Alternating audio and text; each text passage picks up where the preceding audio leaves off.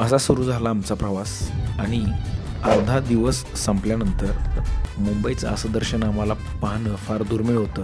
का तर रात्रीची नाईट लाईफ कशी असते मुंबईची हे आम्हाला माहिती नव्हतं आणि पहिल्यांदा पाहिलं ते state centre library town hall.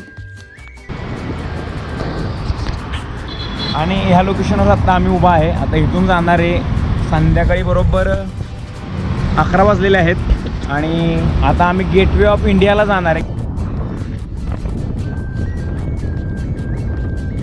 आलेलो आहे बरोबर ताज हॉटेलच्या समोर.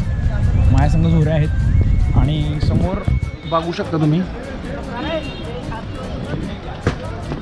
हे ताज हॉटेल आहे.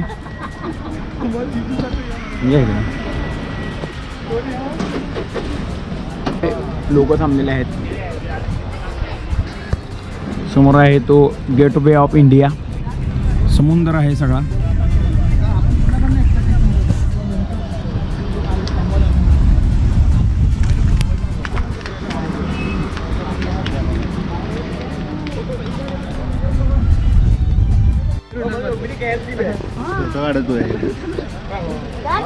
हाय ब्रो, मैंने आपकी रील बहुत देखी भाई. एक सुपर कॅरेक्टर एकदम स्टॅच्यू सारखं येऊन उभारतं.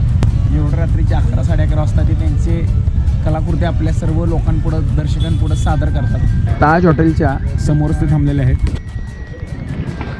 इकडे आहे गेटवे ऑफ इंडिया. त्याच्या लाईटी बिटी सध्या घाललेल्या आहेत पण अप्रतिम दृश्य असतं. मी तुम्हाला फोटोमध्ये दाखवूनच ठेवेल आपल्याला. इंडिया पाहिलेला आहे. आता आपण निघालेलो आहे मरीन ड्राईव्हकडं. थोडी वेळ मरीन ड्राईव्हची सैर करू आणि तिथून डायरेक्ट जायचं आहे आपल्याला लालबागच्या दर्शनाला.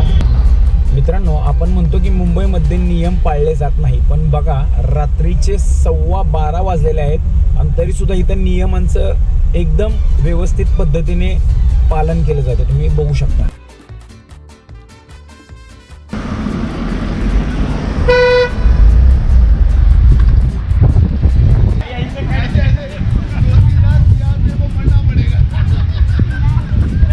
म्हणजे जेव्हापासून आपली 26/11चा हा विषय झाला आहे त्याच्यानंतर एवढ्या मोठ्या प्रमाणात सुरक्षा दल वाढवण्यात आलेलं आहे आपल्या मुंबईतलं आणि हा सगळ्यात मोठा आपल्याला अभिमानाची गोष्ट आहे.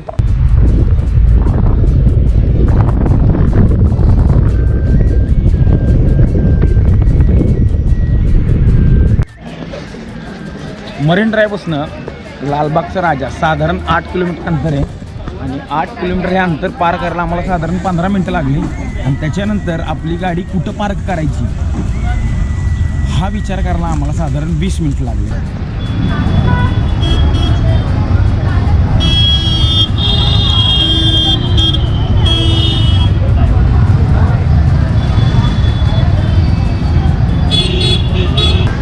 तुम्ही बघू शकता आपण ज्या रांगेने चाललोय ती पटकनी दर्शनाची रांग आहे. आपण ज्या रांगेने जाणार आहे डाव्या साईडला ती रांग जी आहे ज्यांनी कुणी नवस केलेला असतो, कुणाची काही इच्छा पूर्ण झालेली असते अशा सर्व भक्तांची आहे आणि आपण डायरेक्ट दर्शन घेऊन रिटर्न लगी निघणार आहे.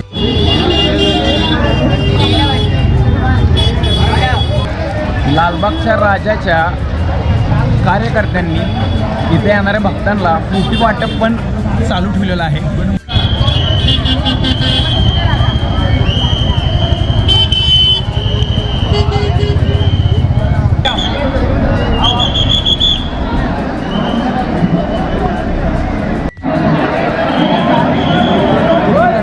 बघू शकता.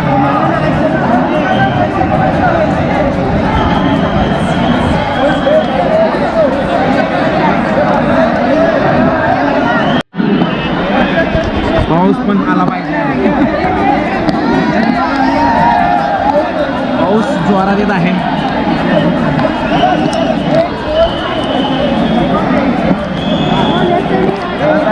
देवाच्या दर्शनाला आणि पाऊस येणं हा फार मोठा चांगली गोष्ट असते.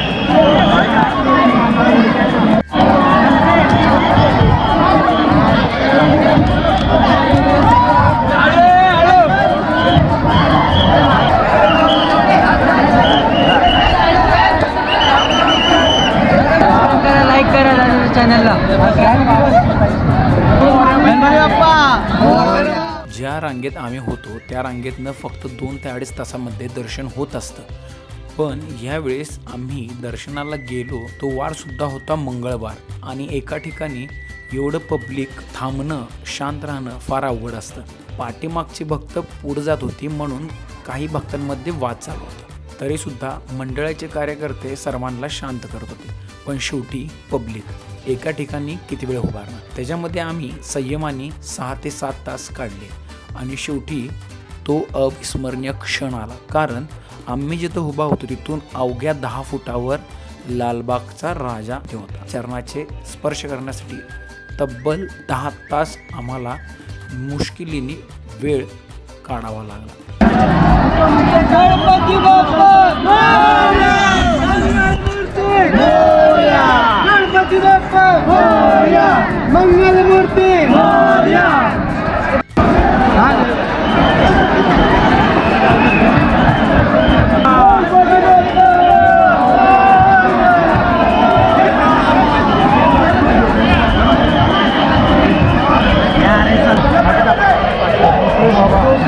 एक मिनिट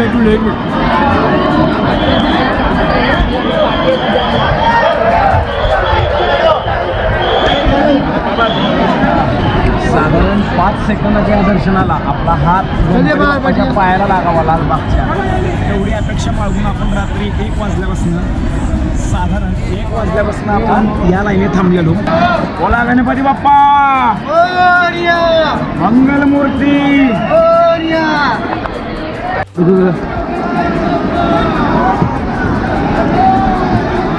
रात्री आम्ही ह्या रस्त्याने आलो होतो आणि नंतर ह्या मार्गे आम्ही आत गेलो आणि गणपती बाप्पाचे दर्शन घेतले. लाखोच्या संख्येत भाविक येतात. गर्दी जरा जास्त होती त्यामुळं आम्हाला थोडा वेळ लागला. पण नो प्रॉब्लेम, भरपूर घडामोडी काढल्या. साधारण भरपूर VIP लोक आमदार खासदार दर्शनाला येत होते. आमच्या दर्शनाची वेळ यायला उशीर झाला पण नो प्रॉब्लेम, दर्शन चांगल्या पद्धतीने झालं. ज्यावेळेस अथक परिश्रमानंतर दर्शन होतं आणि आपण बाहेर जेव्हा खूप प्रचंड भूक लागलेली असते, प्रसाद तर लाडू खाल्लेला आहे आणि थोडी इडली पण खावी म्हणलं.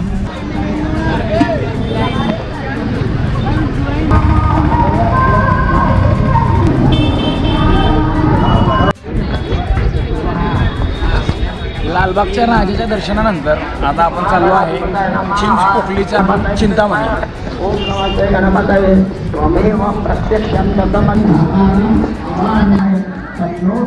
लालबागचा राजा आणि चिंचपोकलीचा चिंतामणी ह्या 2 मंदिराच्या दर्शनानंतर आम्ही दादरच्या सिद्धिविनायक मंदिराकडे आपली गाडी वळवली. आपण पोहोचलो दर्शनासाठी थेट सिद्धिविनायक.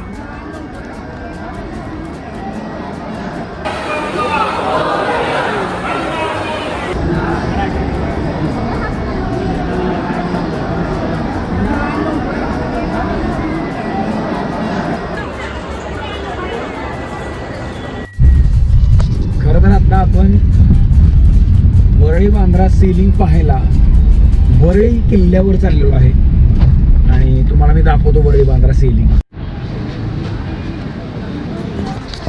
खरं तर आता आम्ही ह्याच रस्त्याने गाडी घातलेली पण पुढे किल्ल्यापाशी गेल्यानंतर आपल्याला पार्किंगची सोयच नाही आहे. त्यामुळे आम्ही पुन्हा रिटर्न गेलो आणि मेन गेटपाशी ती गाडी लावली आणि आता चाललो आहे वरळी ह्या किल्ल्याला पाहण्यासाठी. आणि तिथेच आपल्याला वरळी बांद्रा सीलिंग पण पाहायला मिळणार आहे. तर आपण पाहूया.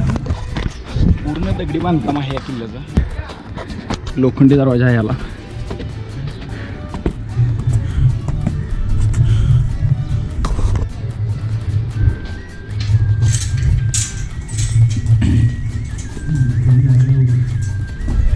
हनुमानाचं मंदिर सुद्धा आहे इथे.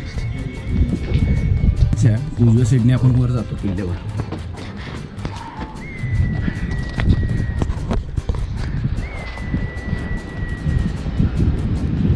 वरळी बांद्रा सीलिंग समोर आहे.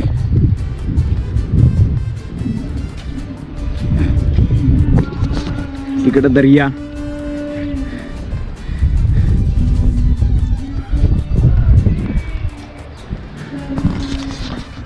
आत्ता आपण ज्या लोकेशनवर आहे हे लोकेशन सगळीकडनं मुंबईने पूर्ण वेढा घातलेला आहे. या लोकेशनला ह्या निसर्गरम्य ठिकाण आला आणि एका साईडला पूर्ण बिल्डिंग आहेत मोठमोठ्या आणि एका साईडला सीलिंग आणि समुद्र. तुम्हाला मी सगळं व्यवस्थित दाखवतो. आत्ता आपण त्या रस्त्याने आलो इथून चालत चालत. गाडी आत येत नाही म्हणून आपण चालत चालत आलो इथपर्यंत. या रस्त्याने इथं वर आलो. इथनं वरनं ते मंदिराचं पाया पडून त्या मंदिरापासून वर इथं आलो. हा पूर्ण मुंबईचं दृश्य पहा.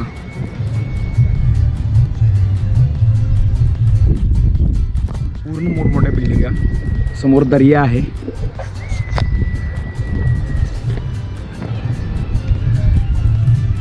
समोर पाहू शकता.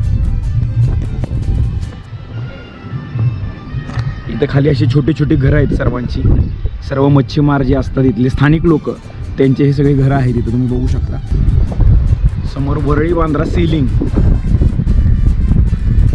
असं गेलेलं आहे. कसलं तरी काम चालू आहे.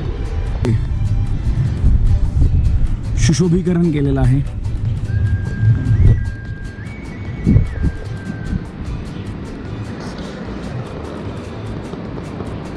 आणि तिकडं वांद्रा आणि इकडं वरळी, असं हे वरळी बांद्रा. इथं वरळी आणि त्या पुलाच्या पलीकडे वांद्रा, असे दोन्ही ठिकाणांना जोडणारा हा पूल आहे, ज्याला आपण वरळी बांद्रा सीलिंग ह्या नावाने ओळखतो. तर मित्रांनो, आपण ज्या वेळेस मुंबईमध्ये वरळी या किल्ल्यावर आलो होतो, तर तिथं आपल्याला एक आपले मित्र भेटले ज्यांचं नाव आहे विल स्मिथ. विल ज्यांचं नाव आहे विल. त्यांच्याशी आम्ही बोललो, तर त्यांनी आम्हाला सांगितलं की त्यांचं वय वर्ष आहे 60. ॲक्च्युली मला वाटतं 50 वर्षाचे आहेत, पण ॲक्च्युली त्यांचं वय वर्ष आहे 60. आणि 60 वर्षात त्यांनी 60 देश फिरलेले आहेत आणि त्यांना ट्रॅव्हलिंग करायला खूप आवडतं. आणि ते दिवसात फक्त सकाळी एक टाईम जेवतात आणि त्याच्यानंतर जे दिवसभर असतात ते फळभाज्या खातात. तर त्यांचं सांगणं एवढंच आहे की तुम्ही जे केलं किंवा तुम्ही जे करताय ते छान पद्धतीने करताय. म्हणून मी म्हणलं सर, मी तुमचं एक छोटीशी ओळख मुलाखत आपल्या चॅनलवर टाकतो. तर त्यांनी पण राजी झाले. आम्ही बराच वेळ त्यांची गप्पा गोष्टी मारल्या. तरी आपण त्यांची एकदा भेटू. Hello, how are you everybody out there? I hope you're enjoying his channel. It's one of the best channels here in India, I'm sure. You or your blog? Okay, very good, very good.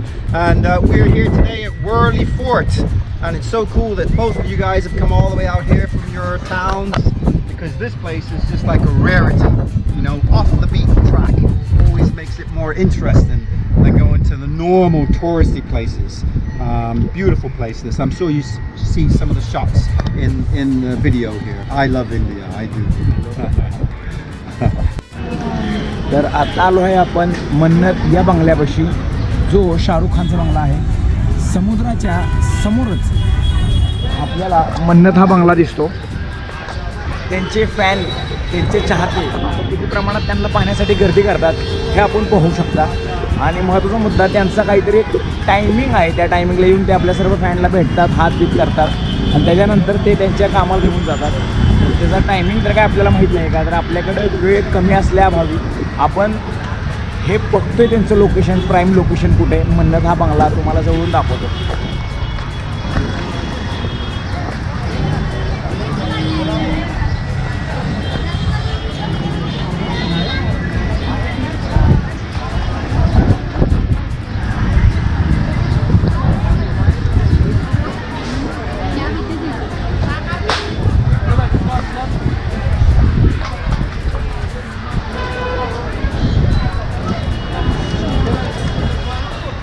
मन्नत या बंगल्यासमोर यात्राच भरली आहे. बरेचसे लोक फिरता फिरता इथे येतात त्यांना बघायच्या आशेने.